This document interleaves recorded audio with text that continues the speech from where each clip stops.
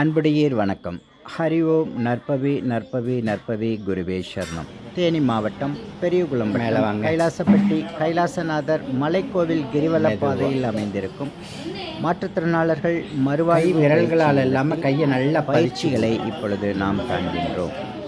இவர் முதுகுத்தண்டுவிடம் காயம் அடையவில்லை.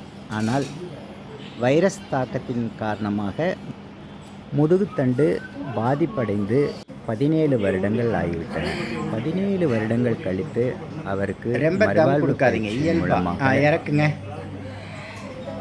மெதுவா எடுத்து வருவதை வாயை திறக்கவே கூடாது. மூச்சு வரும்போது மூக்கு வழியாக தான் மூச்சு. மேலும் மயோபதி நோய் தாக்கத்தில் பாதிக்கப்பட்ட மெதுவா இடுப்பை தூக்கி 1 2 3 ஆரம்ப நிலை மயோபதி 1 2 3 4 எண்ணி எத்தனை வைக்க முடியுமோ வச்சுக்கோங்க.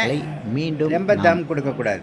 பாதிக்காத அளவு அவர்களை மேம்படுத்தி கீழே வாங்க, கொஞ்சம் கொஞ்சமா போங்க. மேலும் செரிவிக்கல் லெவல் முதுகுத்தண்டோட காயமடைந்து அறுவை சிகிச்சை செய்யாமல் இருந்தால் அவர்களை பிரத்யோக பயிற்சியின் மூலமாக மீட்டெடுக்கலாம். அந்த பயிற்சியை இப்பொழுது நீங்கள் பார்த்து கொண்டிருக்கின்றீர்கள்.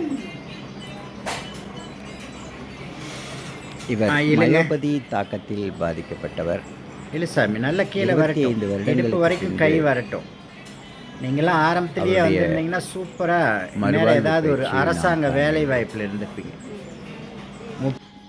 இப்பொழுது நாம் காணும் இந்த நபர் செர்விக்கல் C5-6 பாதிக்கப்பட்டு அறுவை சிகிச்சை செய்யப்படாமல் முடங்கியிருந்த இந்த நபரை தன்னுடைய சொந்த முயற்சியின் மூலமும் பயிற்சியின் மூலமும் அவராக விரல்களை இயக்குவதற்கான முயற்சியை எடுத்து வருகின்றார் என்பதை இந்த காணொளியில் நாம் காண முடிகிறது.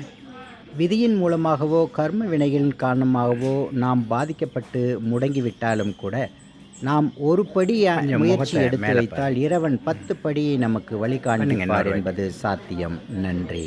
சூப்பர் சேட்டா.